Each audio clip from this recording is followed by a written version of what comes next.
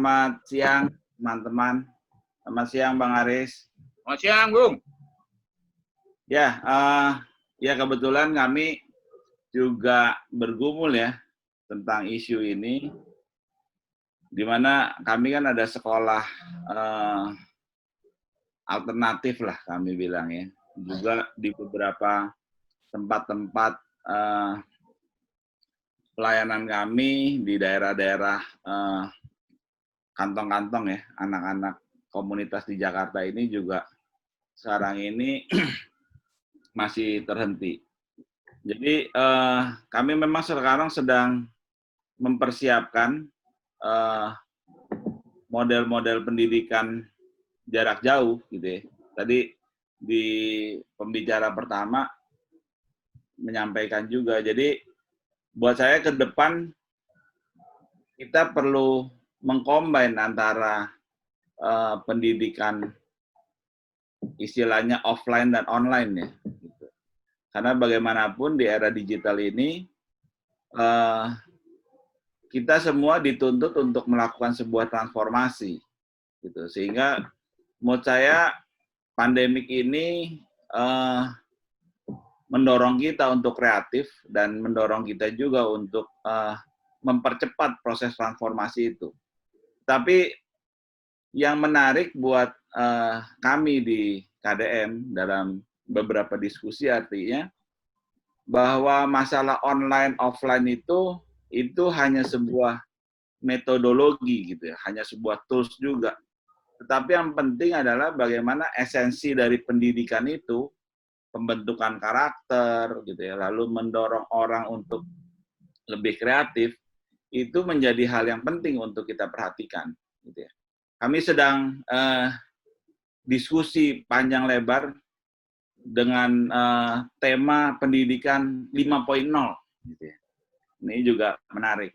Gitu. Jadi bagaimana seperti yang tadi pembicara pertama tentang social literacy itu menjadi penting, digital literacy itu juga menjadi isu penting yang mesti kita mulai masukkan, dan satu lagi financial literacy itu juga yang menjadi penting. Gitu.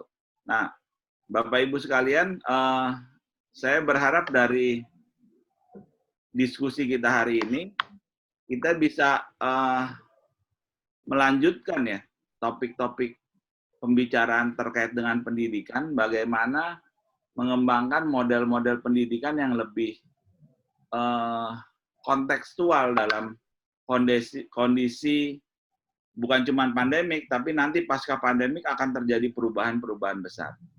Satu hal yang menarik sebetulnya dari diskusi lama kita sebelum-sebelumnya juga, bicara sebelumnya di era 4.0 ini, gitu ya, di mana kekhawatiran bahwa manusia itu perannya akan banyak digantikan oleh robot, gitu ya.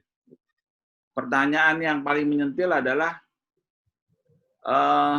di diskusi kami ya, apa kelebihan manusia dibandingkan robot, keunggulan manusia dibandingkan robot, dibandingkan komputer di era-era ke depan nanti gitu ya.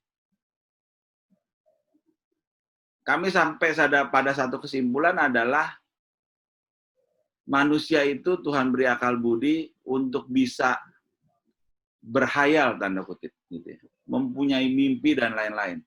Robot tidak punya gitu. Nah, sehingga bagaimana di tengah kondisi seperti ini, pendidikan itu mulai bukan merubah ya, kembali kepada substansi pendidikan dan tidak terjebak pada online dan offline gitu ya. Dan itu kalau menurut saya itu menjadi sebuah keharusan untuk di-combine antara offline dan online. Dan yang menarik adalah kalau menurut saya ini juga menjadi hal yang penting adalah peran orang tua. Tadi udah banyak disinggung gitu ya. Sehingga memang penguatan keluarga, penguatan peran orang tua itu menjadi penting. Termasuk juga di salah satu riset yang disampaikan oleh bilangan riset ya, gitu. Bahwa selama ini misalnya peran pendidikan rohani atau kerohanian anak-anak, banyak orang tua lebih membebankan itu pada gereja. Sekarang pembangunan rohani tentang spiritual anak ini kan menjadi tugas orang tua, kembali ke orang tua, anak ibadah di rumah dan lain-lain, sehingga keteladanan orang tua dan lain-lain itu menjadi penting. Nah, satu hal menurut saya menarik adalah bagaimana orang tua itu bisa mempunyai perspektif partisipatif, ya Bang Aris ya.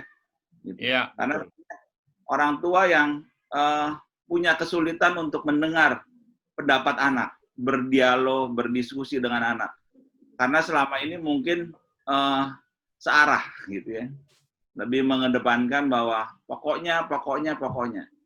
Nah, ternyata kebetulan saya saat ini punya 3 anak remaja, gitu ya. Yang satu udah lulus SMA, yang satu SMA mau naik kelas 2, yang satu mau naik kelas 3, gitu ya. Nah, ternyata anak-anak remaja sekarang cukup kritis gitu, sehingga proses kita mesti mendengar, berdialog, berargumen, itu menjadi proses yang menarik sekaligus tantangan. Gitu. Nah, ini juga dalam model pendidikan sekarang, di mana anak lebih banyak di rumah, gitu ya. Nah, kesiapan orang tua ini menjadi hal yang penting. Gitu. Sehingga kalau menurut saya, mungkin JKLPK bisa melihat ini sebagai sebuah tanda kutip ya, peluang pelayanan yang menarik bagaimana pemberdayaan keluarga dalam hal pengasuhan. Gitu ya. Termasuk juga membantu gereja-gereja untuk bisa memperkuat, kalau bahasa PGI kemarin, ketahanan keluarga. Gitu ya. Nah, ini memang menjadi hal yang perlu kita berikan perhatian yang serius.